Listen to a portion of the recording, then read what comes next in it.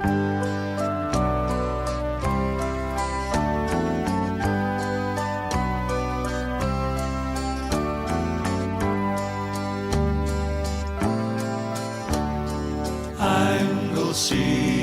Anglesey, treasure island, the Irish Sea, where the peaceful scenery welcomes you to Anglesey. Croeso and welcome to another edition of Tales for Wales, the pod that never fails to have its medicine of history washed down with a spoonful of Wales. And if an apple a day keeps the doctor away, we ain't been eating our fruit, baby, because we got the doctor on again. The good doctor. The good doctor. Dr. Cymraeg, Stephen Rule, Stevie Baby. He's with us again. Oh my, I can't believe you just did that intro. Like, we've just been having a chat for 2 minutes before doing this, and then you come out with that and expect how long to just did that be take normal you to about say, you right? doing that. And from the start of me opening my mouth to finishing it, I've sweat so much because I was like, oh, what's he going to think of this? You've got to start preparing me for this, gents. Well, talking of Come on. preparation, we just found out this, as you'll see in the episode title, this is called Ynys, which we thought the good doctor himself demanded. He said, I'm only coming on if I can discuss my true passion, Ynys. Okay, Frank, why did I think that as well? You could explain to the audience why I thought that, you know, the old doc, he's only coming on if we're doing Ynys and he said he don't do anything else. I don't know why, but in my mind, I thought Stephen messaged saying, hey, yeah, of course, I'd love to come back on. Can we discuss on this more? Just went through our direct messages. And I said to him, can you come on or can we discuss Ynys Môn, please? Lads, I had absolutely no idea. Like I said at the start, where, like, there's three of us here. None of us are from Ynys Môn. It's a beautiful place. But like, some people are going to be listening to... You know, you've ruined my little joke here. I was going to come on and say that, you know, yeah, I'm coming back on because we're doing something in North Wales. I was going to pretend a minute before that you told me it was Anglesey, and I was going to be like, oh, come, like, just totally throw me off because it's the opposite end of Northern Wales to me. But yeah. So thanks for ruining my joke. And I'll say you another come out thing with an apple a day, and then you do this. Anyway, thanks for coming on. Yeah, Cheers, I I'll see appreciate you you not just hanging up as soon as you heard that. To be fair, Steve, I'm literally hovering over the leave button, boys. Yeah, one more chance, and that's it. And then you're gone. Yeah. Oh well, we do appreciate you coming back on, even if none of us really knew why we're doing it this morning. But it's an interesting place, and it's well worth a deep dive. So it is. Yeah, we'll get into that in a second anyway. But how have you been? How have you been since you've skyrocketed to even bigger fame since we last caught up, friend? I don't know what's happened, gents. To be honest, I'm trying to sort of put it into words between now and since we did the last one, you know. And yeah, it has gone a little bit more viral, I guess. I don't know if that's the correct term. I'm sort of out of the you're going loop. straight to strength. Yeah, there's a lot of people seem to be following it, and it honestly, it humbles me every day. I turn on the sort of on Instagram and Twitter and things and see there's a few more followers and people who've, you know, taken the time to say, I want to hear a little bit more from this idiot. And it really, really does mean a lot. And no, I've been talking about your podcast, I've been listening to the other episodes. I really do enjoy it. And so to come and do something I don't know, mate. I think the fame's getting to your head a bit because you bashed my really good intro there. And I was like, you're too good for that now, mate, are you? If I had too good for 3 Apple followers, jokes. If I had 3 followers, I'd have bashed that joke. It was that's appalling. fair. If anything, that's a testament to it. Yeah, maybe that's right. But no, look, it's a great thing you do because I've always had an interest in history. And to be honest, I don't know whether I said this last time, but had I not read for Welsh in university, I'd have read for history because I just love it. And we've got such incredible history in Wales. And so... You know, I suppose I don't get to scratch that itch with what I'm doing. People like to hear new things and Gymraeg and hear about different phrases and etymologies and funny. Oh, mate, I think the etymology side is like I love it when you go into that sort of stuff. I don't know what it is about etymology. A lot of people are saying that. Super, super interesting to me. A lot of people are saying that, and I do find it interesting myself. To be honest, the reason I didn't start off and go whole hog on it was because I thought it was just me who enjoyed it. And it turns out that people really like it. I think it scratches the itch of history. People who like history and like languages, the etymology side is big. But that is one of the reasons why maybe I suggested Ynys Môn, because I know you've got a passion for Welsh history, and sometimes you might get a bit, oh, come on and talk about the Welsh language. But I think this would be a nice chance to do a bit of both. We can discuss the cultural ties of Welsh language at Ynys Môn, Definitely, Anglesey, but also get into a bit of the old history a bit. Oh yeah, we should say, are you doing anything at the moment you want to push people to? This is. Am I allowed to?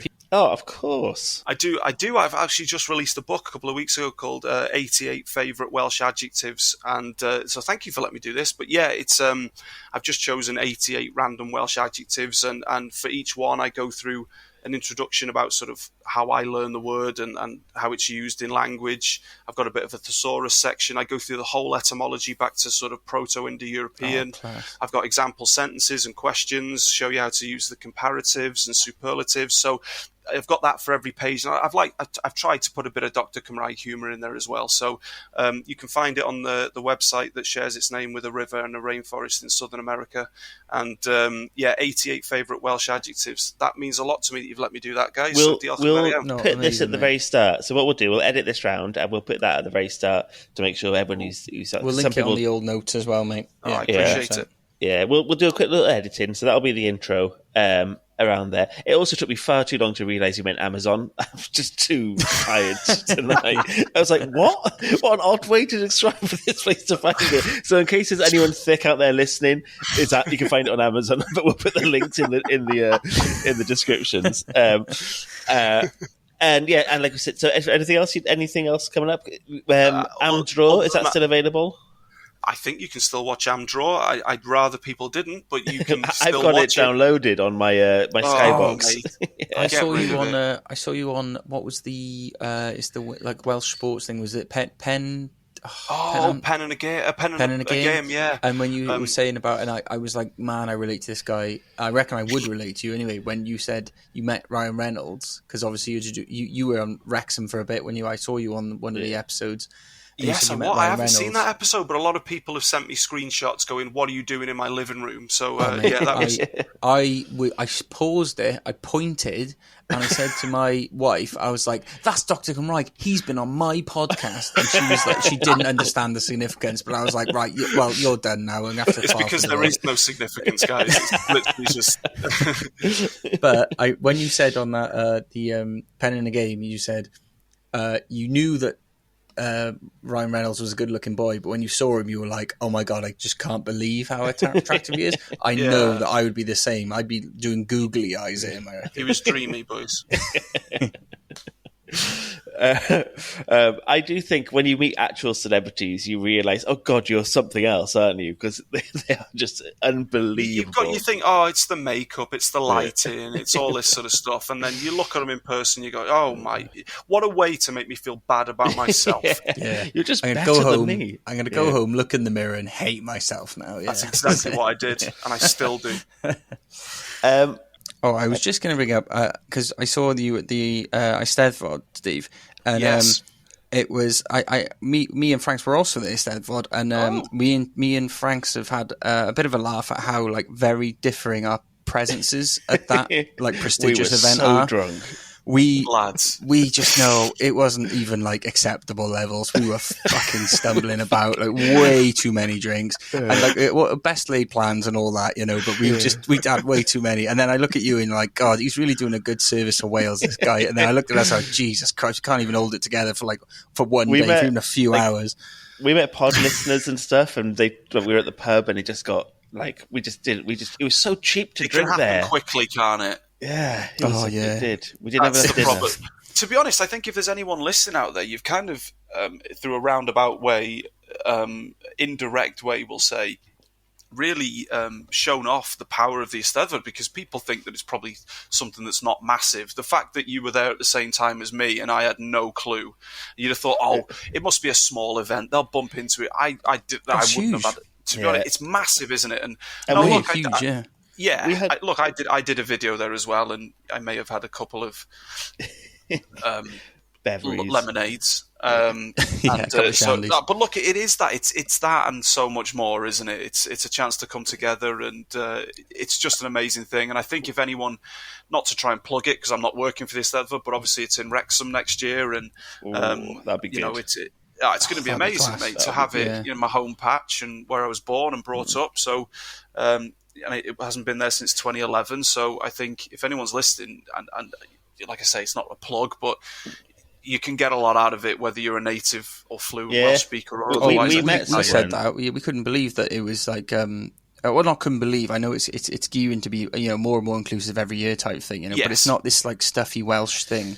No, that, it used to be. In years gone by, we started speaking to some Canadian guy, didn't we? Who was just there with his friends. We had we had a lot of listeners like ask us to really promote it because people were a bit worried about the parking and like some of the things like that, like trivial things. Yeah. They were like, oh, we're really worried about that. We're worried it's going to affect it. So they were like, just publicise the transport on the train. And from Cardiff, it was super easy. It was really like, but those trivial things can be the things that put you off it. It's like, oh, well, how am I going to park? How am I going to get kids from the car to the place? But I found it like, for us on the train, it was amazing. It was a really easy day out. Coming down from yours on the bay, transport, that's what it was geared for. If you use public transport, it was incredible. I had to try and park because I was driving back that evening. And it was. I bet that was a nightmare. Do you know what? In Pontypridd Rugby Club, they had all day there for a tenner, and I thought, well, mate, I'm in. And there was a lovely guy there. I had a chat in Cymraeg with him, and he was really cool. And I was lucky in that sense. But it was, other than literally, that would be my only gripe. Gripe, I guess, about the whole stuff. Other than that, it was the whole layout of it. It was so unique, and they did a really good job. No, we had a great time. If anything, too good a time, as I said. So, I think we've just illustrated that the duality of the Eisteddfod as well. You can go there for the culture. You can go there if you just want to get smashed as well, because that's exactly what we did. So and Wrexham will be no different. Also, you come on this time as a redemption, because this time you're on with real alcohol, hardcore booze. Hardcore.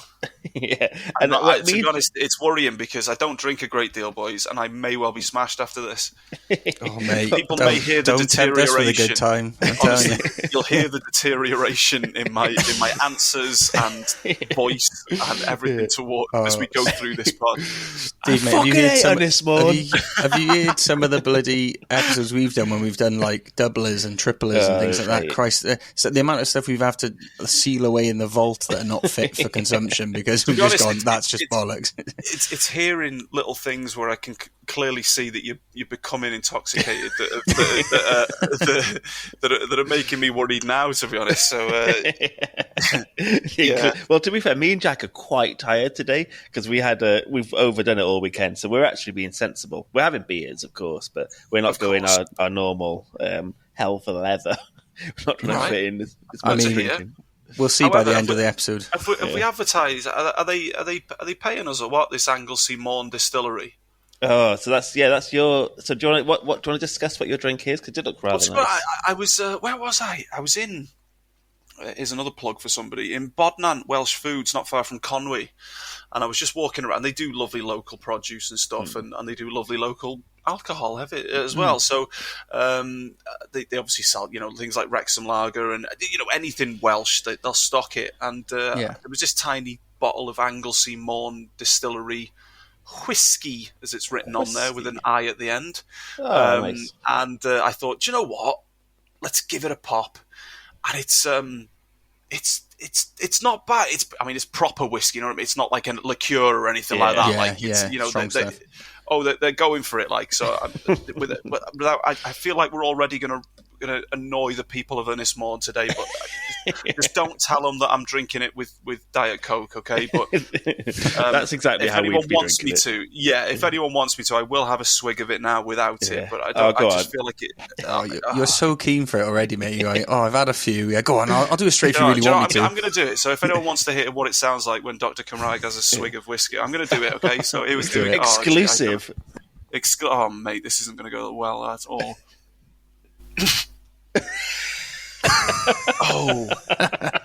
Oh my god! I'm going to be amping that up on the edit now for everyone. Do you know when people say that'll put hairs on your chest? I actually feel like my hairs are growing on my chest right now. That's so good. Strips the inside of your throat a little bit. Do you know what? Lovely.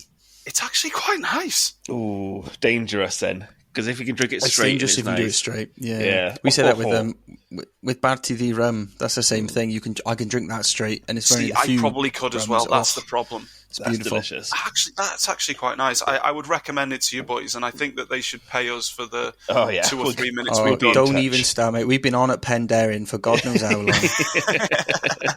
Yeah, give us a bottle, you bastards. No, do that. We should probably keep that one quiet because they were in discussions to help us out with a few bottles. Yeah, stop probably bitching them out, I suppose. Yeah. All right, we'll cut it. Jesus Christ. So, what are you drinking though, Jack? If you're keeping a bit easy tonight, you're not going as hard as normal. I mean, I'm not going hard. I say I'm on the rum and cokes, but it's because I didn't want to go and get more beer, and I just had. So I had the beer that was in my fridge, and now I'm on the rums because that's what's left. And I was like, I've actually got an absolute stack of beer right next to me now, but it's for the weekend because Steve, me and Frank's are going a weekend away, not just a romantic one between us, we're taking our partners, and like a big group of us, so that's like they're looking at me in the face, but I haven't put it in the fridge on purpose because if it's cold I knew I'd drink it. So I've left that to the side. So yeah, just on the rums. How about you? The tactics involved in that is incredible. Mate, and I question sometimes, do I have a problem? And it's like, no, it's fine. It's fine. If it's cold, I'll drink it, he says, I'm on the skinny lager because I'm still trying to be a bit healthy. So I'm still having alcohol. You said that was quite good, didn't you? Yeah, man, it's tasty, it's decent, and it's way less calories, but it's just trying to be healthy, right? If I don't feel so embarrassed about trying to be healthy. The old skinny drinks, is it? Look at this guy, yeah. Well, that's the pleasantries done. Shall we deep dive into all of our... That was pleasant. As pleasant as it gets, mate. As pleasant as it gets. It's downhill from here, gentlemen. Well, we're going to discuss, the Doctor's favourite topic, Ynys Môn, as he's got tattooed all over him. Literally won't talk about anything besides Ynys Môn, okay. He's going to pivot all your social media channels to an Ynys Môn appreciation. So, Ynys Môn, or in Old Norse Anglesey, or in Roman times known as Mona. And I might not be pronounced that 100% correct, but so it's known by different names. Often people think Anglesey is like an English name for it, but it's not. It's an Old Norse name. And for those who don't know, Ynys Môn is an island at the top of Wales. So it's if you think of Wales as the head of a pig, it's like the flappy ear at the top, which is how I always look at a map of Wales. No one else looks at it that way. I was just about to say, what an absolutely mad way to look at our beautiful country. I promise you, Wales looks like a pig's head. Wales pig's head. That's good. You just can't anything pig heart boy, pig head country. You guys can't help yourself. Google it right now, and the first photo that comes up, it'll be. I'm going to make this the cover art for today's episode.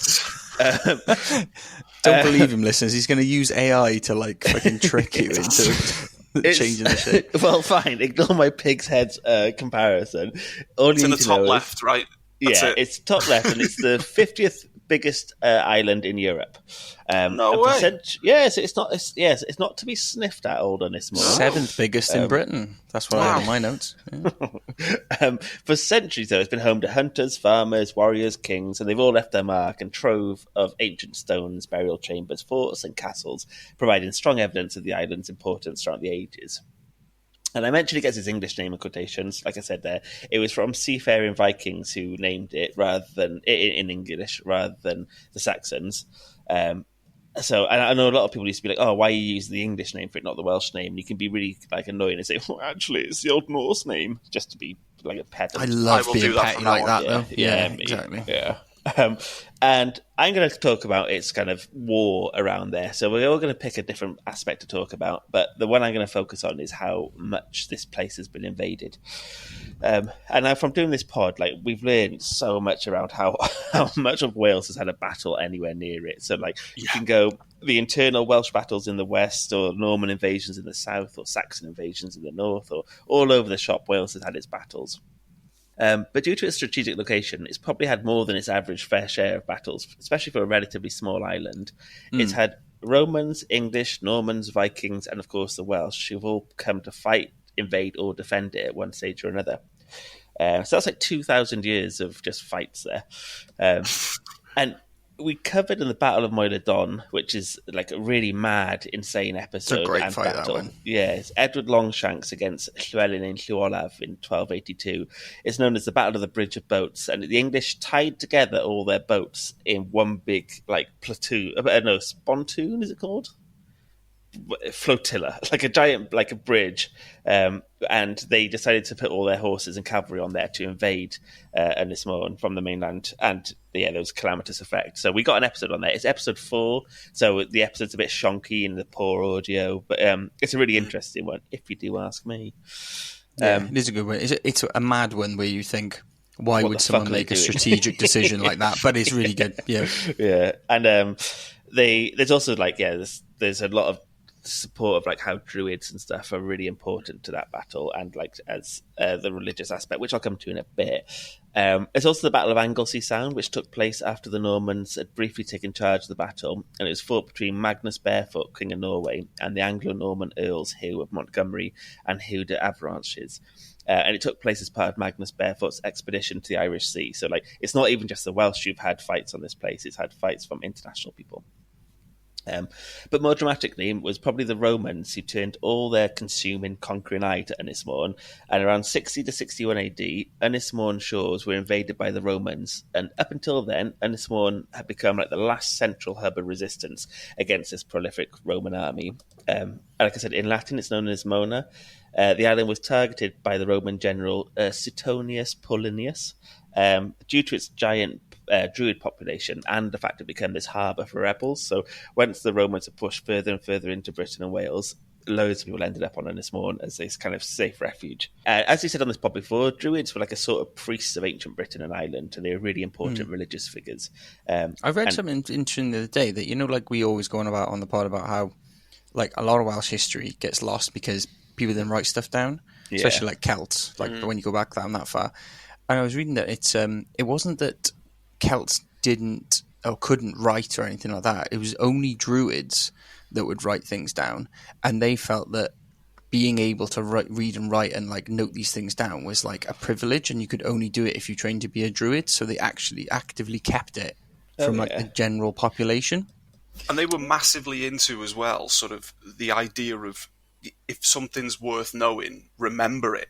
Like, we are so used to in our modern way of having ways of writing that. I'm looking at my desk right now, and I've even got notes in front of me, things I'd like raising this. But I'm like, just about to say we've all got notes tonight, haven't we? For example, no, but that's big time. Yeah, where's Anglesey again? But like, it's these people thought that if something was worth knowing, you would train yourself to learn it, and that was. That was one of the things when I don't want to ruin your story, guys, but obviously when the Druids perhaps #succumbed, that's why so much was lost with them, because they were so intent on the idea that this ancient knowledge was only deserving of being in the mind of the person. Yeah, these were the Celtic encyclopedias for pretty everyone, much, and it was a weird sort of when I first read that, I was like, oh, that makes way more sense than just we don't give a shit, we won't write it down. Exactly. Like that. It's much more like they have a reverence for the knowledge rather than sort of we'll just write anything down and disseminate it to everybody. Well, that's kind of my next point was going to be that often, so we don't know a huge amount about druids because a lot of it is lost, but we often know what was written down from the conquerors. So, like they say the conquerors write the history books, and when they do that, they often paint those they conquered as savages. So they kind of portray the Celts as being, like you said, like illiterate, no interest in reading or writing. But like you said, there are other reasons. It's more because it's a a privilege or a memory-based thing, or it's a communal oral tradition. That's it. But what we do know is that the Druids had this stronghold around Llyn Cerrig Bach between Rosneigr and Valley on Ynys Môn. An account by the Roman historian Tacitus, who we've spoken about a lot, who did a lot of the recording of the invasion of Wales, he tells of this crushing of a Druid stronghold on Ynys Môn by a Roman army, which some believe was motivated not only by wanting to crush the natives, but also around this information that there's apparently a lot of copper mines on Anglesey, and the Romans knew that would be a really strong help to their economy. So Tacitus wrote, he, which is Polinius, he prepared accordingly to the attack of island of Mona, which had considerable population of its own, while serving as a haven for refugees, and, in the view of the shallow and variable channel, constructed a flotilla of boats with flat bottoms. The text described how Polinius' soldiers, they invaded Anglesey shores by fording, or in deeper waters by swimming next to their horse, and the Romans faced strong tides and rocky sections to reach the island, but when they did, no one's exactly sure where it was. There's some discussions about where they landed, but either way, so the etymology of the island sometimes might explain where they landed. There's a place called Maes Hir Gad, which is an area of long battle, or Cai Oer Waedd, field of cold or bitter lamentation. So as somewhere to lament.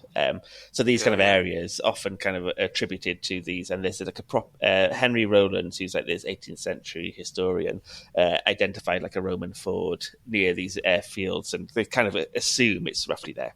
But that's by the by. Tacitus described the battle, and he did something which they don't normally do, which I'll come to in a second. But he describes that the Druids were all stood on this beach holding torches in robes of, this is a quotation now, in robes of deathly black with dishevelled hair. Describing what greeted the Roman army, he said, on the shore stood the opposing army with this dense array of armoured warriors. Between them, the ranks dashed these women with black attire like the Furies, with hair dishevelled, waving brands. So women were fighting among the armoured warriors, and then they had these Druids on the beach themselves.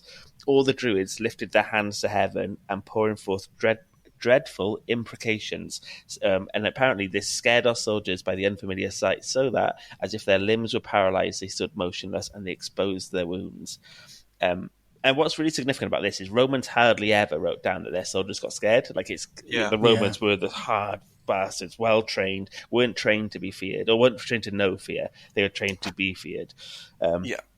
So it's this massive testament to just how intimidating this would have been, to have all these women dashing between the ranks and these soldiers armed up, and then these Druids. Yeah, it's a pretty metal description, isn't it, of how cool that's a very visually striking kind of image. If they went as far as saying stuff like that, and that history is written by the victors.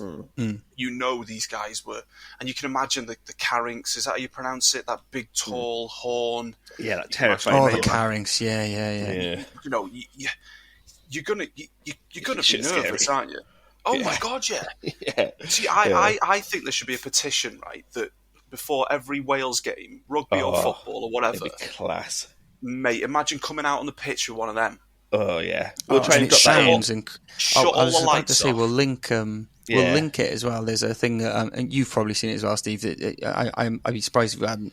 There's that. It did the rounds, especially if your algorithm is geared to send in Wales. Yeah, that's it. And it sounds incredible. And the caption is: imagine being a Roman soldier in the middle of a Welsh rainforest back in the day, and you just start hearing that. I don't want to think of that. Yeah, it's so scary. And the way it sounds is class. I absolutely back you on that. Playing that at every sports game, mate, it'd be amazing. And just while we're on the Romans, before I forget. Now, this is only a theory that I've heard, right? But it is quite interesting that if you've ever been to Llandudno, if you look out on a nice clear day, you can see the Isle of Man. And obviously in Manx Gaelic, the name for the Isle of Man is Ellen Vannin, or just Mannin. So obviously man sounds a lot like morn. And there's a theory that I've heard that the Romans who first saw them, when they glanced upon one of them and then went away and then went somewhere else in Wales and then saw the other one, they believed it was the same island, and they called them both Mona.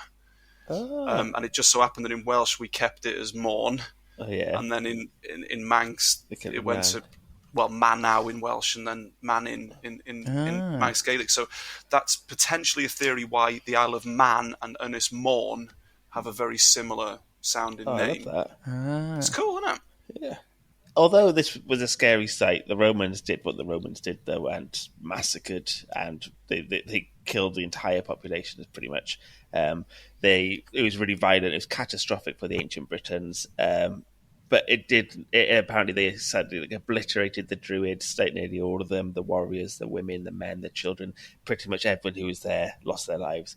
And this violent massacre was catastrophic for the ancient Britons because, like we said before, they're the history keepers, they're the knowledge keepers, they're the people who keep the culture going in terms of passing it down in oral tradition. But what it did do was it boosted the anger felt by the remaining ancient Britons, and we have that anger was felt by the warrior queen Boudicca, and her army's quest for revenge was exemplified, and it brought in more people because these were holy people. The Druids were so important, and to have so many of them massacred, it really bolstered their anger. We've done a whole episode on her, so I don't want to go over too much what we discussed, but these murderous actions of the Romans to the people of Britain led Boudicca to amass an army of around 100,000 people. I've written down here men, but it's not men. Didn't Paulinus, the guy you said who invaded, he had to pull out of Anglesey, didn't he, the Ordovices, because of the massing army with the Iceni or something, wasn't it? So that was it, yeah. So whilst he was preoccupied with fighting the Druids, this was when Boudicca had a bigger chance to attack. So whilst he was up in North Wales, she led the armies in London and stuff like that. The Queen, she ransacked the Romans' new major commercial trading hub in Londinium, now known as London, and Verilium, which is St Albans. Or Albans. So then the Roman army attempted to fight back. The Romans were forced to abandon the city, and they all got slaughtered by Boudicca. And I think we discussed in that episode how fucked off she was and how violent she was in retaliation.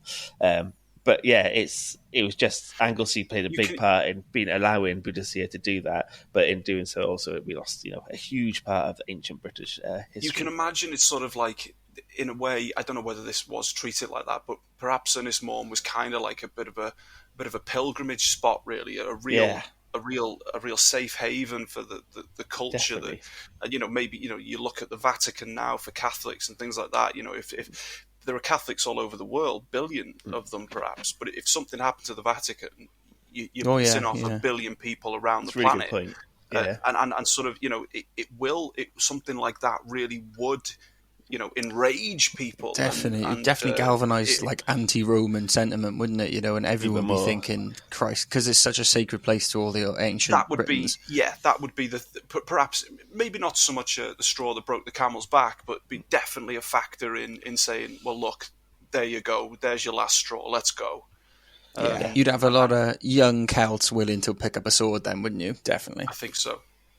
So that was my part. That was just my bit of Ynys Môn, just because we all love Ynys Môn so deeply. I don't want to talk too much more about it. I'll share someone else's. It's the only real reason we started the pod, really, just to finally get to the Ynys Môn bit. We've been talking about this for months, just literally just loving on Ynys Môn and just So I will pass over now to Steve, the good doctor.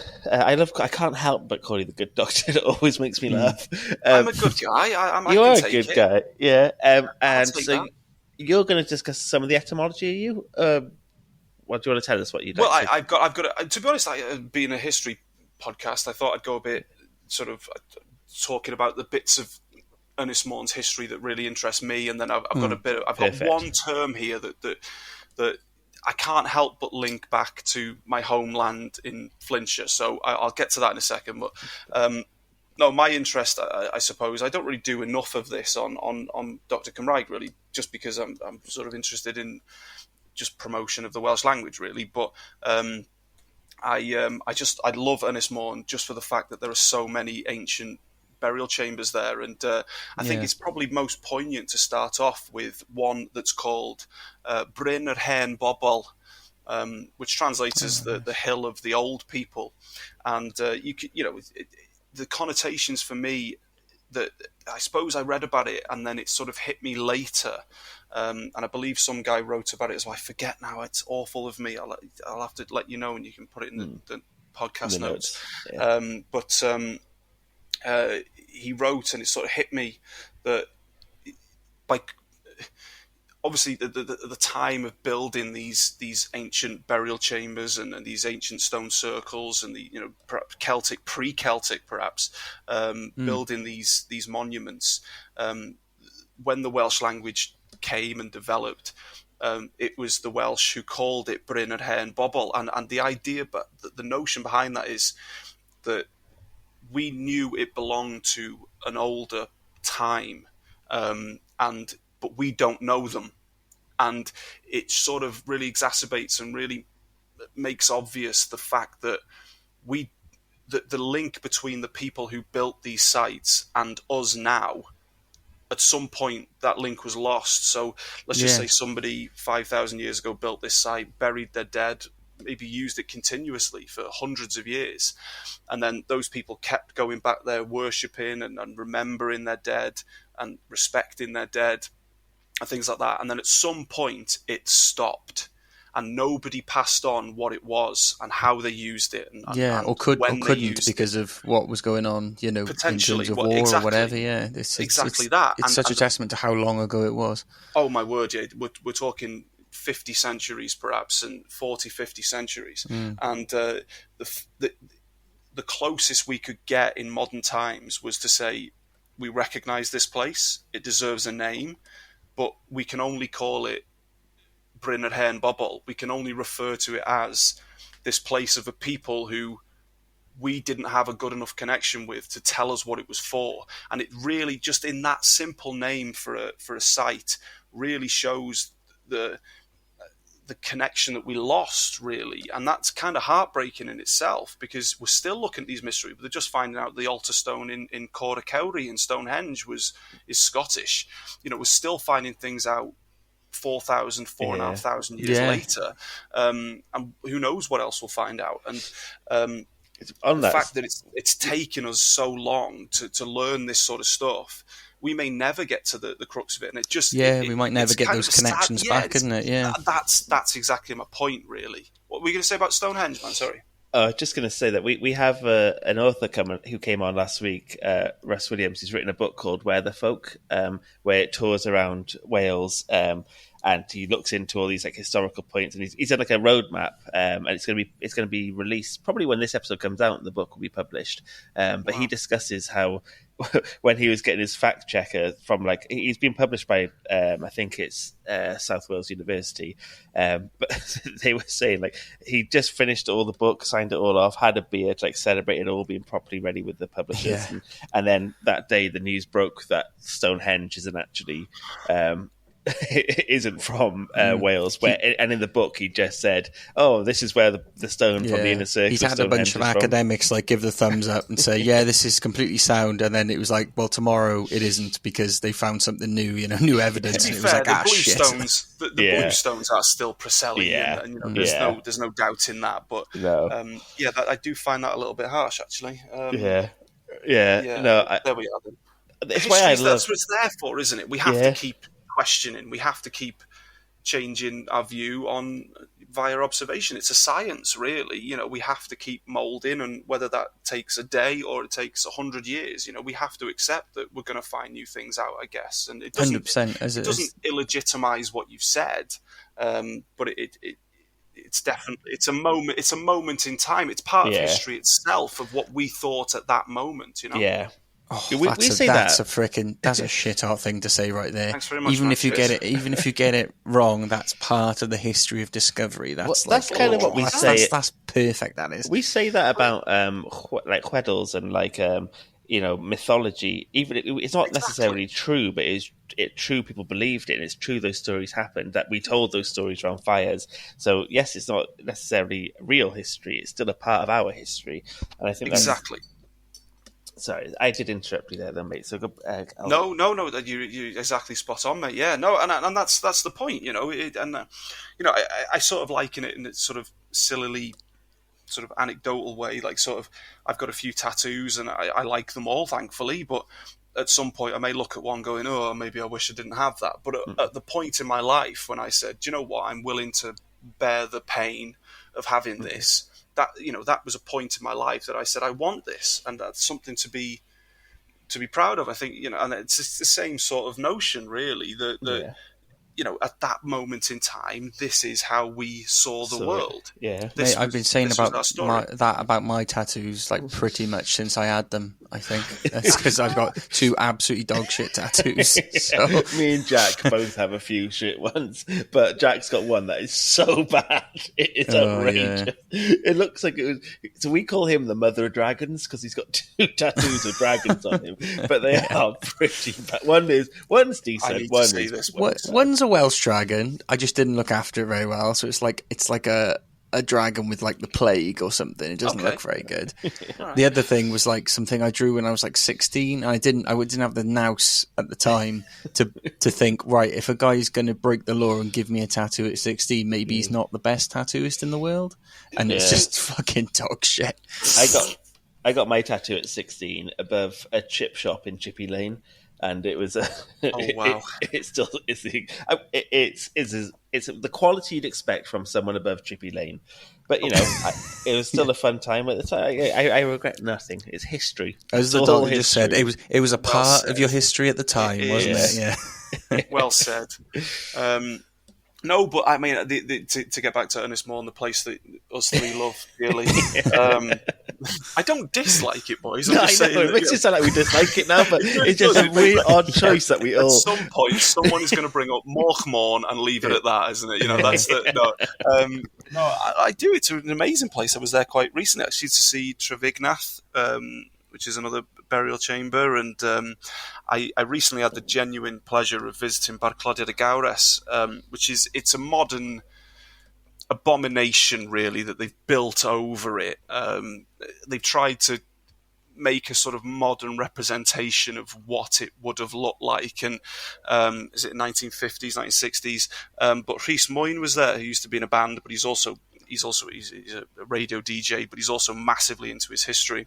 And I met him there, and it's one of those places that it's under lock and key, and the only story I've heard is that there's a local shop, and if you go there and you say Gair Goriad Oswelach and there, give us the key sort of thing, they'll sort you out with the key and you can go in, because it's just, I see why they locked it down, because when I went in there are these markings on these stones that you'll only find in Ireland, really. They're so unique, and the fact that it was probably done by Irish people, or especially an Irish influence of some sort. Yeah. And these dress stones with circles and zigzags, and they're absolutely beautiful. So I got, for the first time a few months ago now, I got to go and see that, and it was a really special moment for me because I love this sort of stuff so much. So obviously you've got Barclodiad y Gawres, and do you know what that word means in English? Because it's quite strong Barclodiad.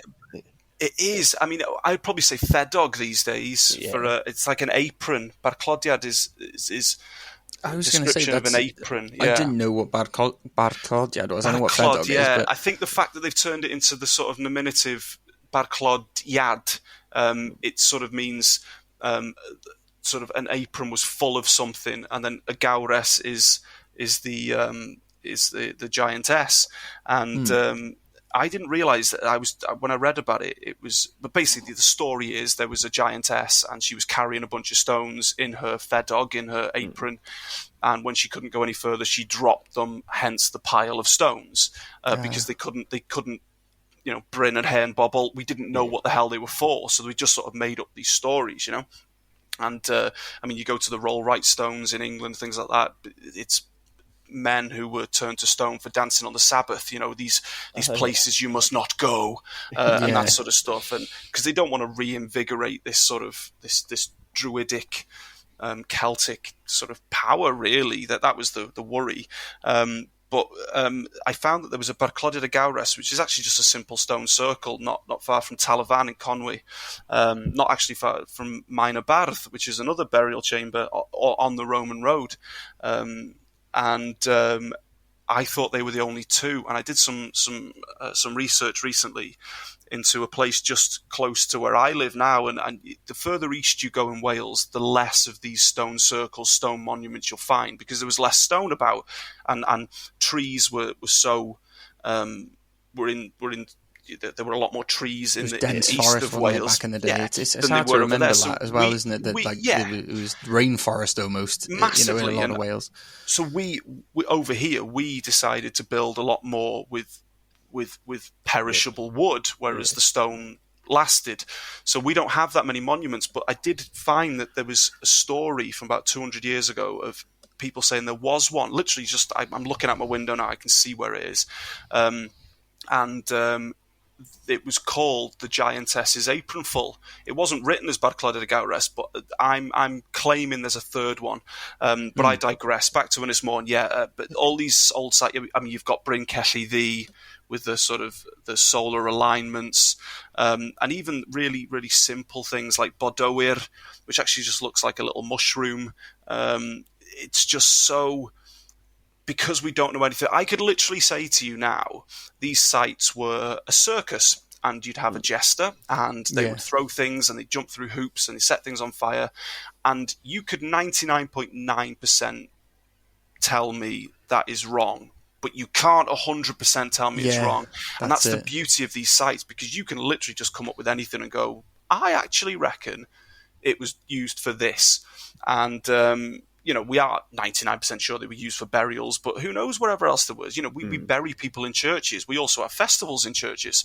We also have weddings in churches. You could have a church down the road from you, and in 1,000 years, people go, oh, this was a place where they buried people. Yes, but it was also a place where we did singing. We also had... there's so much that cannot possibly be marked 1,000 years later, 2,000 years later, You look at this and you find a church that is regularly in use now, 1,000 years in the future, and it's literally it's in line with the setting and the rising of the sun. There's Jesus Christ, who is the Son of God. There's people buried here, and why wouldn't people think, oh my God, 1,000 years ago they were worshipping a sun god? Why would they not think that? And as well, you could go to there and there could be people buried there over a period of 1,000 years. You find one of them and say, right, it was definitely built at this time. If you don't find the one that was buried there 1,000 years later, you don't know that the site was in continual use for that. We just don't know so much about them. But that's where Ynys Môn grabs my heart, really. A beautiful place, but it's those sites that I just absolutely love. And I tell anybody, if you ever get the chance to go to Ynys Môn, these sites you can stop off. They're everywhere. Just find them and go and have a look, because they are just I got this incredible. I say this a few times on the pod, but I genuinely I love history so much, and I think Wales is so blessed. I mean, everywhere's so blessed to have a long history of it, but because we have these things, you can go see so easily in Wales. And it's a bit hippie, but I love putting my hand on something like these stone monuments. 100%, mate. And they've done it 2,000 years ago, and you're touching someone's hand from the past. And I think that's so cool. And so, we were here for a snapshot. Yeah, a connection from 2,000 years ago. I've been alive 30 years, and I feel that's taken forever. There's been so many of my past generations to be 2,000 years ago and all that stuff, and it was such a blip of time, and I just find that thing grounds me and centers me. Me and Frank went to go see was it Llewellyn's Cave, wasn't it? I think that was probably the most visceral feeling I ever had of fuck, this is it's spiritual in a way. Do you know what? I'm not a spiritual guy, guys, right? And that saddens me in a way, because I think it's beautiful. The thing is, I went to the madly called Druid Circle, Meini Hirion in Welsh. I mean, this predates Druids, but the English called it the Druid Circle. But Meini Hirion, the Longstones, and in Pen Mawr. And do you know what? I go up there at least once a year, and I sit there. Now, I don't think about rituals. I don't think about all this sort of stuff, but it does make me feel something. I feel different when I go there. And I'm not saying I get this epiphany or I feel like I'm possessed or I'm not. I feel content and happy. And what is spirituality if not that? Yeah, well, definitely. Like when I read about Celts and stuff, and they were so tied to the land. Do you know what I mean? They really felt that their existence was, their gods, if you like, are all to do with nature, aren't they? They're to do with the sun, they're to do with trees, the water. Water is a huge deal to them. And I'm not saying it's that level of stuff, but like you can sort of begin to understand of going, oh, is this what they felt? A little bit like when we were just in some bloody dingy cave in mid Wales somewhere. but I was like, oh my god, what happened here? It means something to me, and that is real. And we're lucky. Is that's what they felt in a particular forest, in somewhere in Anglesey, in a burial ground, whatever. And you could sort of begin to understand. But we're lucky in Wales. Where this reverence came from. You can go nearly anywhere here and find something of historical note, and you can experience it. So I do think we're always advocates of just going out there and doing things. And Wales has that. No matter where you're from in Wales, you're going to have a litany of things to do. We all sound like we've been smoking weed. Oh yeah, it's whiskey. I promise. Unless Ynys Môn have laced this whiskey with something, who knows? Right. But no, can you imagine druid behaviour? Oh, yeah. it's bonkers. But no, but like you think even things like a spring in the side of a hill of water. Can you imagine 4,000 years ago? Right, the one thing that keeps you alive, the one thing your body needs. This mountain is producing it. You don't know that it's coming from rain and condensate and all this sort of stuff, right?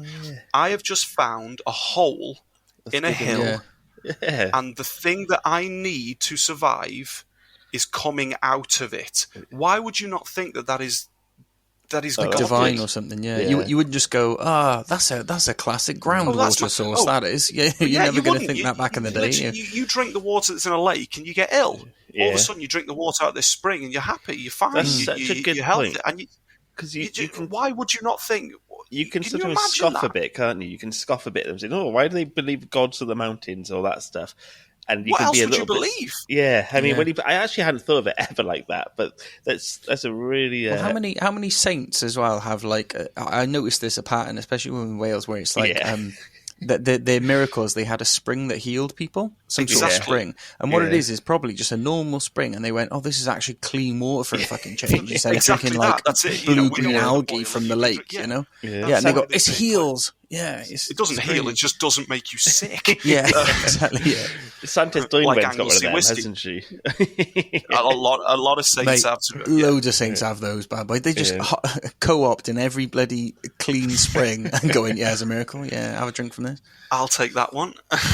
Yeah. Get your own spring. I'll have this one.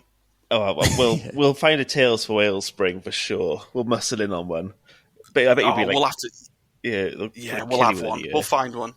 What we'll do is we'll just steal someone's water source from their house. Yeah, and we'll just put a pipe coming out of a little modest hill somewhere. We'd end up picking ours. We'd end up picking one that was like connected to a Dŵr Cymru pipe or something like that, and they just all get dysentery and die, and it's like, oh, nice one, Pod's going to tank now. Be like in The Simpsons, where like they hit like a gas pipe, and then everyone starts hallucinating down nothing, Maudland. The old moral dilemma then. Oh, do we keep it going? Yeah. Just don't invite me on the pod if we're doing this, okay? I'll help you, but I'm not coming back on. So I'm going to have the message from you going, delete all the episodes I was on. I cannot be associated with this. I got some stuff on inventions. Oh no, Jack, you haven't got any. Have you? Oh, sorry. Also, have you finished with your? I must look. I've done my spiritual journey, boys. I'm mate. Every drink of that bloody whiskey you've had with an eye at the end, you've gone deeper and deeper, and it did. You cut me off now because I still haven't finished the drink yet. So, Did you have some of the etymology, Jack, that you wanted to cover? Not so much etymology, just more like over the years how the different names have changed for Ynys Môn. So you touched on where it is before. I am remiss to bloody repeat what you said about it being the pig's ear of the pig's face that is Wales. But it is in the top left bit of Wales, if you like. Did you know there's actually... We're telling people this 52 minutes in. I know, yeah. Just to make sure you know where it is, guys, if you're still listening. yeah. But I wanted to say that, did you guys know there's actually a smaller island just to the west of the main landmass called Ynys Gubbi? Ynys Gubbi, yeah. Or Holy Island in English. Mm. It gets its English name from the fact that Holy Island, as Steve's mentioned, a lot of standing stones, burial mounds from the Iron Age and before. And this lines up with the fact actually that Anglesey was home to the Druids, etc., like we've said before. from the Celtic times. The Welsh name, Ynys was given to the little island in honour of Saint Cubby, who was a 6th century Cornish bishop, who actually was an heir to the Cornish throne. No. But he actually rejected his calling as heir and decided to preach Christianity up and down the country, founding churches up and down Wales, mainly in, there's a couple of them over the border, but mainly in Wales. But, as my little bit's going to be about, it's on the names of Anglesey, or Ynys Môn, as we've said. Franks, you touched on this earlier. Anglesey is actually derived from the Old Norse name for the island, which is Anglesey, which actually translates to Hook Island in Old Norse. This is what Viking raiders called it as early as the 10th century, which was then adopted by the Normans, and then that carried on then through the English and to modern day. The modern day Welsh name, Ynys Môn, comes from the original Brythonic name, meaning Island of the Cow, apparently. Not a pig. Not a pig. If you look at the chat, I've just put a link in there to where someone's put a picture of a pig's head on top of Wales, and it is perfect. All right. Well, and that's from the internet, so it must be true. Oh, 100%. Let me have a look at this chat. Hang on. I'm still going to check. I'm going to check it out. What the hell? You've ruined Wales. I just seen someone said now you mention it can't be unseen. I always thought Wales looked like a pig head. Oh, why have you done that? That's, I mean, kind of, maybe. I tell you what, if for those listening, if a pig had like a unicorn's horn, it'd be pretty much spot on, wouldn't it? But they don't. But they don't, so it's not. Yeah. It also looks like a man with a hat on pointing somewhere. I would agree with that. And it's more the man. Steve Oliver. Listen, that is spot on. I've been thinking that for years. I need anything to get this pig thing out of my head. Get the pig thing out of my mind, yeah. I just feel like there's going to be a bunch of Tories listening to this who are going to love this. Well, they're just a pig island anyway, aren't they? Well, yeah, if there are, turn off. We don't want your kind around here, okay? So I've got those little rituals you guys do in Eton and things like that. We don't need that. Yeah, well, they've been fucking Wales for long enough, mate. So. I was just about to say that.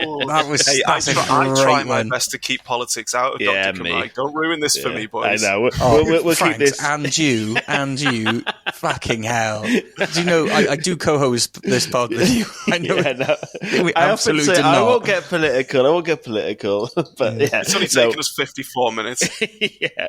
We won't. I know you've got an actual career. We won't get political. We won't get scandalous. Yeah, we don't want to ruin your stuff. Yeah. Thanks, anyway, go on, Steve. Say last bit. Go on. You're going to shag out the Tories now. I was just going to thank you for not ruining my career. If you guys want to chuck you guys want to take pipes from people's houses and give people dysentery, you do you. I am nothing to do with any of it. Fair, yeah.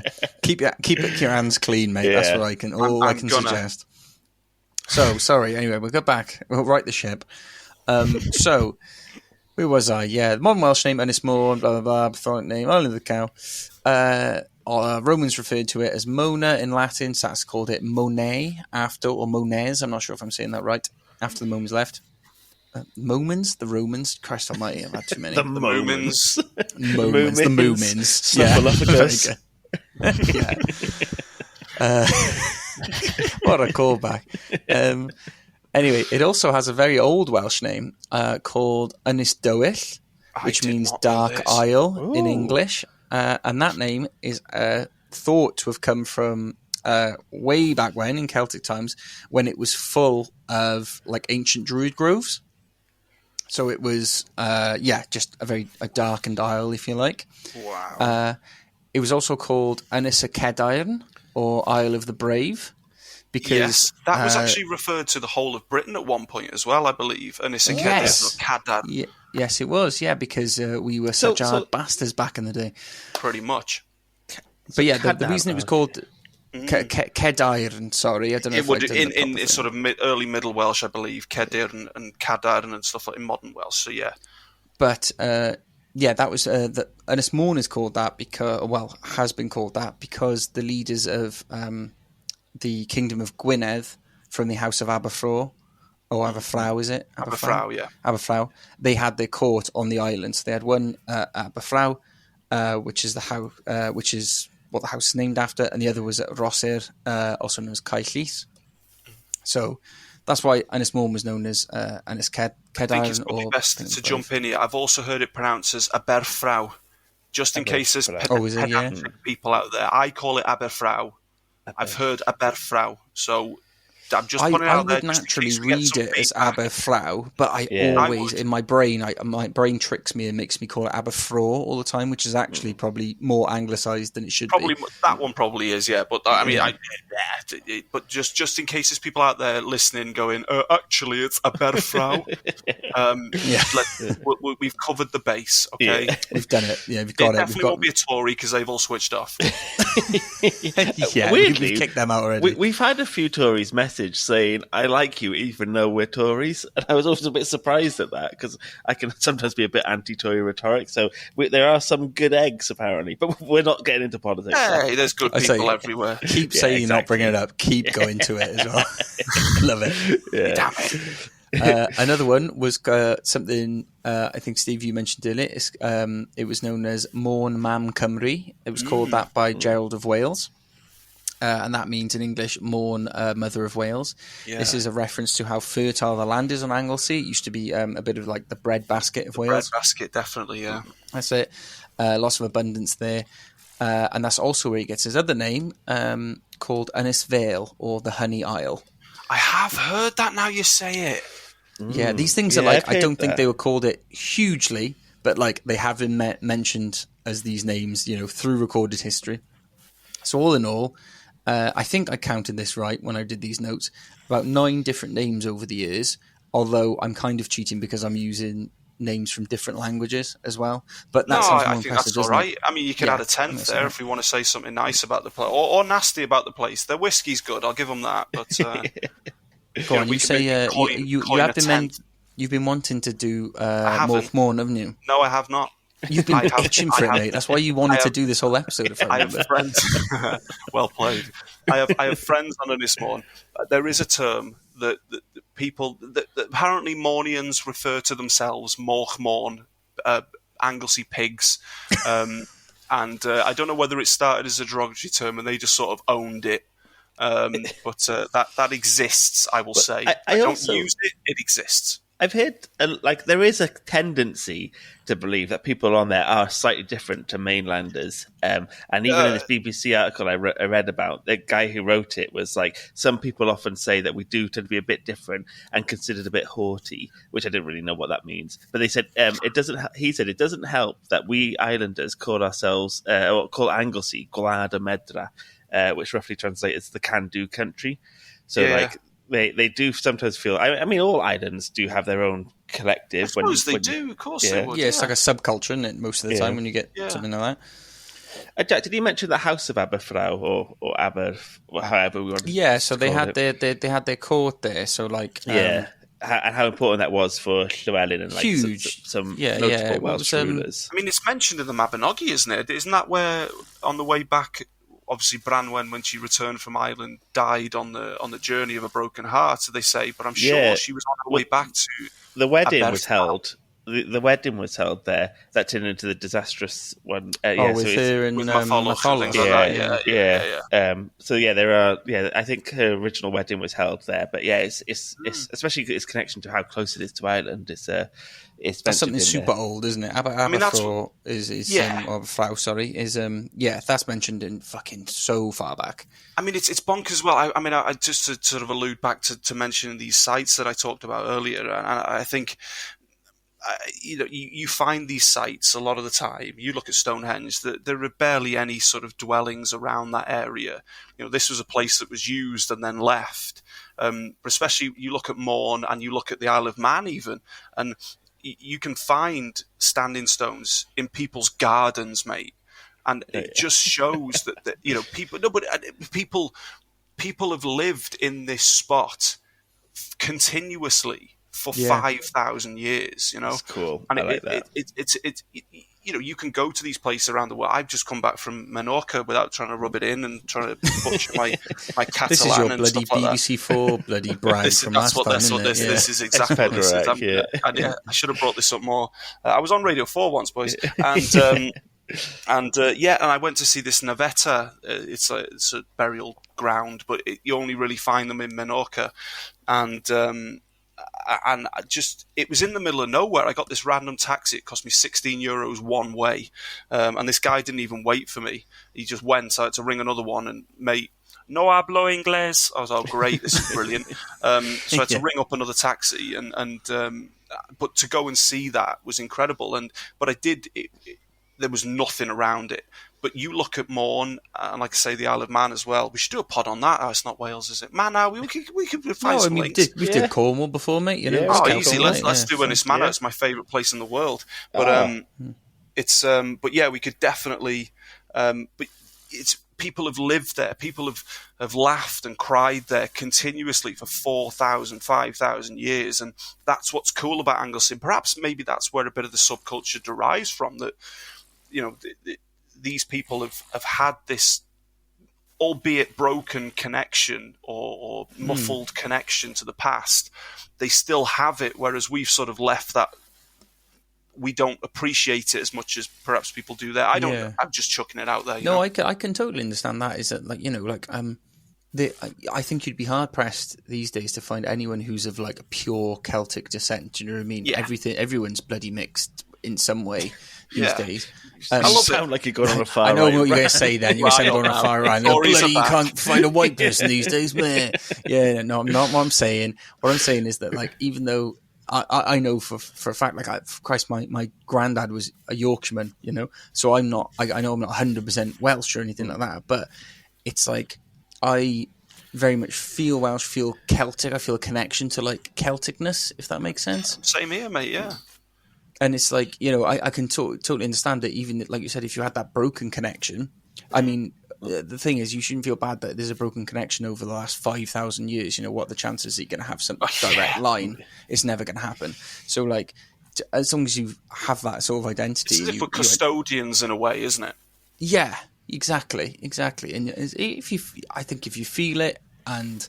we always say that, don't we? We don't care. You know? No matter where you're from in the world, if you want to, even if you feel you're part of something, then that's true to you, and that's all that matters. And if you feel like Wales is your home, then it is your home.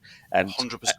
We have so many American listeners who might not have even been here, but they feel a strong enough connection to, you know, help support us by paying Patreon and things like that. They send us so many links. They send us things that I don't even know about Wales, and I'm meant to be like, you know, I'm reading about it every week. And you can have strong connections without even being directly in somewhere, but it's just like passed down to you from feeling. Well, you can certainly just you know like you know what you there's that kind of stereotype where you hear about an Irish American or an Italian American, and they you know. There hasn't been an Irish or an Italian person in their family, say, for like 10 generations, something like that. That's what we're getting now, is we're getting people talking to us, and they're like Welsh American, if you like, you know, from however many generations behind. But I don't feel like I want to go like, oh, you're not really Welsh, do you? You know what I mean? If you feel a connection to that sort of heritage, and you know you're interested in it and you want to listen, and that's good enough for me, especially if you want to give us money on the Patreon, then I'm more than happy to back that. Yeah. But no, in all seriousness, I think if you feel a connection to that, you should absolutely explore it. And yeah, I got some tidbits about Anglesey or Ynys Môn that I think. Steve, you'll like a little bit of this, or maybe actually you won't like it because it's you're a big football fan. Football fan, as am I. And Ynys Môn. So I put it on a list here. So I want to point out Wales currently can't do what Ynys Môn could do. So 15 years ago, Ynys Môn's football team. Sorry, I said Ynys Morn could do, not Ynys Man could do. You said Ynys Man as well, but it's Yeah, that's like, what I we meant. all just About the ignored it. Island Let's Games, get on boys. with it. Yeah. So let me rewrite my rather witty headline. Wales currently can't do what Ynys Morn could do. It was a bit of a tongue twister. Apologies. 15 years ago, Ynys Morn's football team achieved one of their greatest ever results at International Island Games. So these are, you know about these, certainly they're like these biannual international multi-sport events. Take part in that as well. I went there last week. Big bucks. It's all paying off. This sponsorship from the whiskey must be paying off pretty big. But people who don't know, they're like these international island games. So lots of islands. I'm not sure if it's like how far around the world it is, but it's places like Gibraltar, it's Ynys Morn, it's Mallorca. Yeah, you've got the Åland Island, I think, in sort of off Sweden and things like that, and like I say, Mallorca and Jersey, Guernsey, Isle of Man, that sort of stuff. Yeah, that sort of, rather than places in the South Pacific, it's more like generally relatively close to each other. But so 15 years ago, Ynys Morn's football team they were playing this multi-sports event, and in dramatic fashion, they produced 3 late goals to beat tournament favourites Gibraltar 3-1. However, when Gibraltar played Wales, I think it was like 2 months ago now. We drew 0-0. We drew 0-0, and Gibraltar ended a 13-match losing streak where they scored no goals and conceded 50 goals. And when Wales played against 50. Them, we drew 0-0 in Portugal in the Algarve. This is one of our worst results in our history, but it's considered Gibraltar's they're ranked 203rd in the world and haven't really made any. This? It's just to sing our praises to Ynys Morn. They haven't really done anything in leaps and bounds, but this small island could do more than what Wales did against Gibraltar. They did. They wore Wales shirts for that as well, I think. Did they? So we're taking that as a win. They did. That was their kit. Yeah, and they won it. Yeah. They also, the world famous off-road vehicle and royal favourite, the Land Rover, that was invented on Ynys Morn. Farmer and engineer Maurice Wilkes, along with his brother Spencer, built a prototype in 1947 called the Land Rover, and they never looked back. Unless it's reversing, and they were looking back. Sorry. God. When you wrote that, I bet you were so fucking proud, didn't you? That was worse than the intro, that, mate. Yes, I'm off the hook. Can I also... there's another thing invented on Ynys Morn, which is the Easy Care breed of sheep. They're unique that they don't need any shearing. So every spring they'll send their woolly winter coats. They shed them themselves and then grow another one when it gets cold again. So it's less work on the farmer and less stress on the sheep. Oh man, I've got so much time for that. That is someone like me who just cannot be asked to work and has got, how do I make my life easier? I'll breed a sheep that sheds its own fur? No, wool, whatever it's called. So it's a little island of invention as well. Our plucky northern Isle. Yeah, island we all love so much. We do. Massive fans. Does anyone have any final remarks on Ynys Morn? The only thing I wanted to jump in with, boys, was that I don't know whether I mentioned this last time, but my dissertation in the university was on sort of the language of the Northeast and the Welsh language in the Northeast. And it turns out that we don't say dyddiau for Thursday around here. We say it as difie, which the sound there is quite unique to Northeast Wales and parts of Southern Wales in their dialects. So it's a bit like when you'd say, if you say the plural for cadair chair, you'd say cadeiriau, whereas in sort of the northwest and parts of the southeast, you'd say cadeiria, and then in the northeast and parts of the southwest, then they'd say cadeiria. But apparently it was quite strong in the northeast to say divie with a v sound in there. In the northeast, but apparently they still say in Anglesey and parts of the mainland in that area as well, but mainly Ynys Morn, they will still say divia for Thursday. And I just thought, I'm going to have to get a link to Flintshire in there somehow.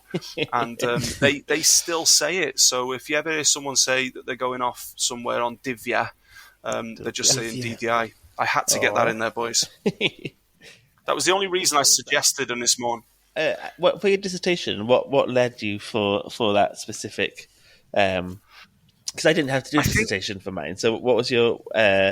How did you come to choose that?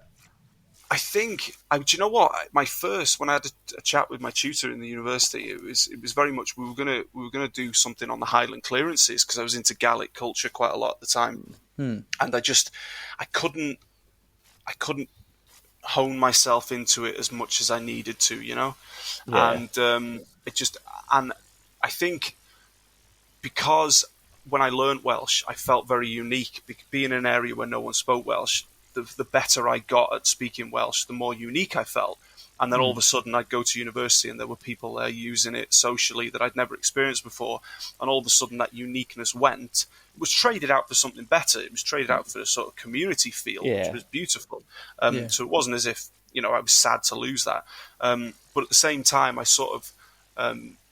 I remember going to university on the first day, and my dad's a season ticket holder at Liverpool, so I like to see them do well in football, but I'm not really a fan. But I think I had a Liverpool shirt on one of the first days I was down there, and I had my Wrexham and Wales and Celtic ones were in my bag. And I remember some scouts coming up to me going, what part of Liverpool are you from, mate? And I went, I'm from Wrexham. And from that moment, I sort of went like, no, I'm... yes, I like to see Liverpool do well in football and things like that, but I wanted to feel that connection, especially being far from home. You've got this phrase in Welsh, "Gwell Cymra di cartre." The best Welsh people are those away from home that seem to be more proud of where they're from. I was telling everyone I was from Wales in Menorca. I went there last week, boys, and. So I you were pulling them apart when he goes, "Hey, have you heard of Ynys Môn? And I'll tell you something now. Like I got 30 minutes. Have you got?" Yeah, you've got an hour and a half. Yeah, but no, it was. But it sort of brought me to that I wanted to sort of reconnect with something that brought that uniqueness back, And do you know what? As I'm saying this, a bit of a off piece. I'm looking at I've had timetable. I make my own timetables for my lessons as a teacher, and it's got literally, I kid you not, I've had this for the past 14 years now. I'm looking across, it's got Dydd Llun, Dydd Mawrth, Dydd Mercher, Dyddiau, Dydd Gwener. I stick it in there because so there you go, that was quite cool. It's literally to my left right now. But I just wanted to feel a bit more unique, and I sort of, that's why I did it, and I found so many unique peculiarities, and it was where I really started appreciating dialect and sort of moving away from this desire that everybody has to have this perfect Welsh. That Definitely. Welsh especially is this. It comes from this oral tradition that you see people spelling things incorrectly in Welsh, and you're thinking, no, who cares? If that's how you want to spell it that way. Yeah, you've got to. You cannot tell me that, especially when it was back in when Britain was, Brythonic and all that. Exactly. There was no standardised language. There was we all spoke whatever we did, our little dialects and our little corners. Well, yes, we could all understand each other. But if you were from the south of Wales and you spoke to someone that was up in the Hen Ogledd or whatever like that, you would be speaking different. You would be spelling things different. 100%. I love that. It's really not a big a deal. The moment we standardise it is the moment we start losing potentially different ways of expressing ourselves. And what was the one you said, mate, when you were on here last time? And it was Yard Fach a Haf. Yeah. And you said there's a little tiny community somewhere. Oh, not Yard Fach. Oh gosh. In Penant Malangell, Yard Fach Malangell instead of a sgwarnog for a hare. That's right, it was a hare, name for a hare. Instead of that, they call it Malangell Little Lamb. No, Oenfach Malangell it was. Of course it was, yes. And, the moment you say to them, actually, we want you to call it a sgwarnog or a sgyfarnog like the rest of us, that part of social history is gone. And that's why we have to protect these things. And, I'm all for that as well. So I think that's what brought me to wanting to look into it. But that was the only thing I wanted to add, boys. Yeah, but hey, do you know what? I thought this might have been a car crash, but it's gone all right. We think that every episode. We've gone up now. We've gone up from there, haven't we? Yeah. Every episode starts like this. It's saying on here 1 hour 17, but when people come to see this, it'll be down to an hour, and they'll be wondering what 18 minutes of content. I reckon we might cut a little bit out, so that probably we often do this. We'll say, all right, we're at 44 minutes, but what time does it say? What? It's on 32. Yeah. What witchcraft is going on here? Yeah, there might be some little bits chopped in, chopped out, but I think we've done pretty well to. I genuinely, I do think Ynys Môn is very special. I think think as an island, it's very unique, and it's had so much history on there. So yeah, even if that's I forced it upon us do this episode, right? That's why Steve came in and said we got to do it. We got to do. Lads, you've got to start. People are going to start believing this. If they want to see that, I will screenshot and post on Instagram. It's going to be two propaganda campaigns either side now on our socials. It's going to be like he did it, and you're going to do the other thing. This is literally awful. You're pulling the wool over everyone's eyes here, mate. You're pulling the Anglesey wall over everyone's eyes. The wall, luckily, it falls off. These sheep. Yeah, thankfully it falls off. Yeah. Yeah. Well, I think that's our Ynys Môn. But next time, if we're lucky to have you back on again, mate, we'd love to do. It'd be my pleasure. Where do we say you can pick the subject next time, Steve. Well, thank you. Is it Ynys Mana? Is that the right one? It'd have to be Ynys Manau for me. Ynys Manau. Sorry, yeah. So I think that'd be great fun history there. About, even things like the Gaelic language there. When it was first written down, it was written down by a Welsh bishop. So you'll actually, it's the only one of the 3 Gaelic languages that it looks like it sounds like a mixture between Scottish and Irish Gaelic, but it looks like it's written in Welsh orthography, so it's beautiful. It's like this midpoint between all of the Celtic languages. So we have to do that.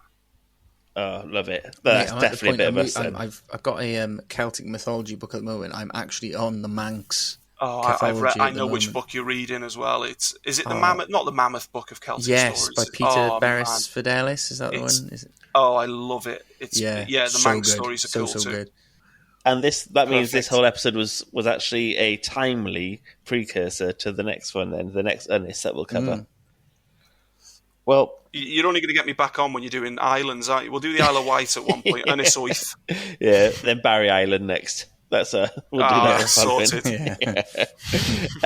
Well, thanks, mate. It's such a privilege and a pleasure to have you on. You are always a pleasure having you, mate. We think what you're doing for Cymru and the language, it's fantastic. Making it accessible is the most important thing, and you do that in abundance. And we can find you all over socials. Just type in Dr. Cymraeg. But as always, we'll put links to you in the. Oh yeah, we should say, are you doing anything at the moment you want to push people to? This is. Am I allowed to? Of course. On at this end of the episode, by all means. Well, we know they probably voted Labour or Plaid, but exactly. I've actually just released a book a couple of weeks ago called 88 Favourite Welsh Adjectives, and so thank you for letting me do this. But yeah, it's I've just chosen 88 random Welsh adjectives, and for each one I go through an introduction about sort of how I learn the word and how it's used in language. I've got a bit of a thesaurus section. I go through the whole etymology back to sort of Proto-Indo-European.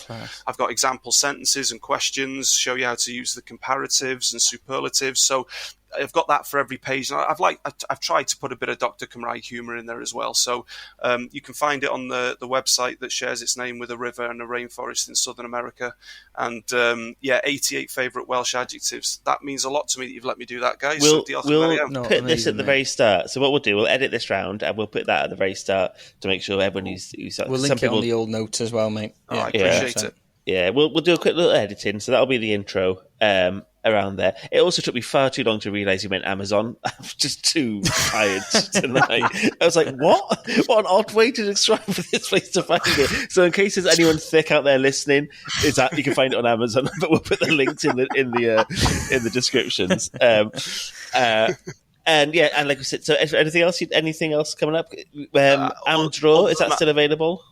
I think you can still watch Am Draw. I'd rather people didn't, but you can I've still got it watch downloaded on my my Skybox. mate. I Get saw rid you of on. I saw you on. What was the? It's the like Welsh sports thing. Was it Pen? Pen and a game, yeah. And when you were saying about, and I was like, man, I relate to this guy. I reckon I would relate to you anyway. When you said you met Ryan Reynolds, because obviously you were on Wrexham for a bit when I saw you on one of the episodes.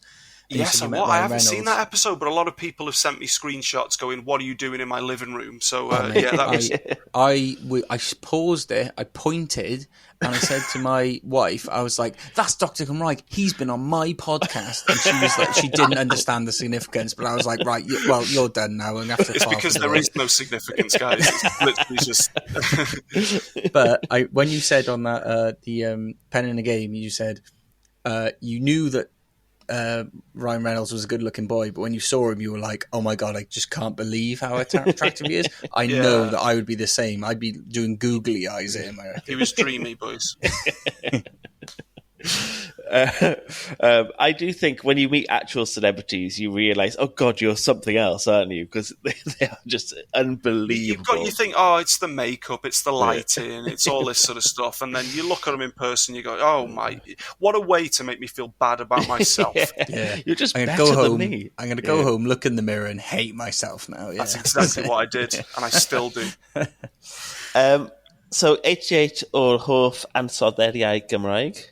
That's exactly the one. 88 favourite Welsh. I've just lost it. Favourite 80. Oh, I got on here. It says 67 favourite Welsh verbs. If you Google it, is that your precursor? If anybody wants to buy that one as well, they're welcome to do so. Yeah, you get double bubble. I didn't even bring that up. You brought that up. I thought I tried to crowbar it in slightly smoother way. Cheers, mate. I appreciate. I see what you did there. I like it. And yeah, so like we said, we'll put this at the intro at the end and at the start, just so people who haven't made it all the way to the end can get two bites of the cherry. And diolch yn gwrando pawb. Thanks so much for listening. We really appreciate you all, and we'll catch you all next week. Diolch yn fawr. Ta-da. As white sandy beaches are kissed by the tide, misty marshlands lay silently still. See rocky coves and the secrets they hide, with the headland as their windowsill, where picturesque villages down country lanes gaze out over the estuary. Wander a while round a castle's remains and step back in history. Anglesey, Anglesey, treasure isle in the Irish Sea, where the peaceful scenery welcomes you to Anglesey. Anglesey, Anglesey, treasure isle in the Irish Sea.